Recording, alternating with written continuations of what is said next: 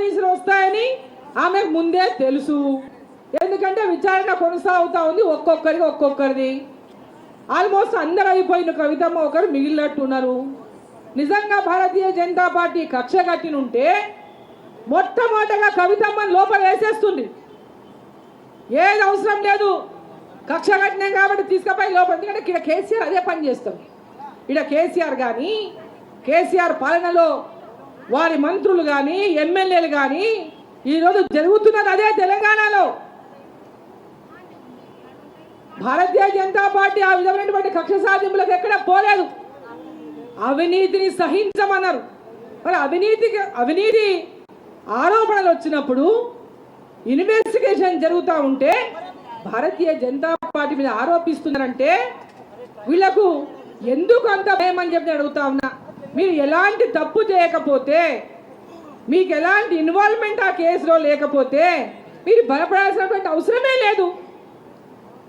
ఈరోజు ఈడీ నోటీసులు ఇస్తే తెలంగాణ తలవంచలు అంట. అంటే ఏమమ్మా, కవితమ్మనా తెలంగాణనా ఏంది? తెలంగాణ అంటే కవితమ్మనా? నీవు పొరపాట్లు చేసి, తప్పులు చేసి, ఆ తప్పులు తెలవకుండా ఫోన్లన్నీ పగలగొట్టి, ఏవి ప్రజలకు తెలవకూడదు, ఎక్కడ మూసుకపో లోపలని ఫోన్లన్నీ పగలగొట్టి, ఇరగొట్టి, ముక్కలు చేసి, ఈరోజు మీరు చేసిన తప్పు స్వతహాగా మీరు కేసుల్లో ఇరుక్కొని మీరు జవాబు చెప్పుకోవాల్సినటువంటి పరిస్థితి ఉంటే తెలంగాణ ఎందుకు తలవంచుతారు తల్లి? తెలంగాణకు ఆత్మగౌరవం, తెలంగాణ ఆత్మగౌరవానికి, తెలంగాణ గౌరవానికి నీకు ఏం సంబంధం అని అడుగుతున్నా.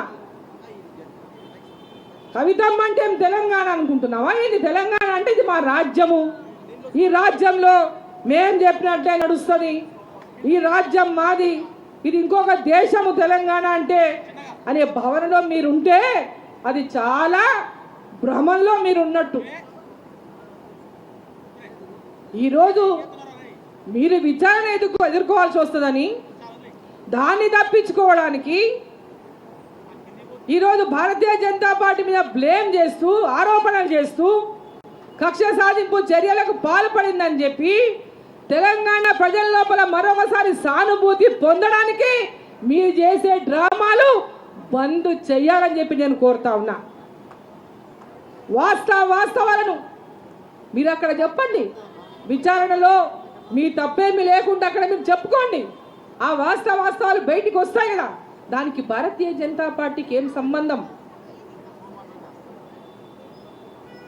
సిబిఐ, ఈడీ తోలు బొమ్మలు, కీలు బొమ్మలు.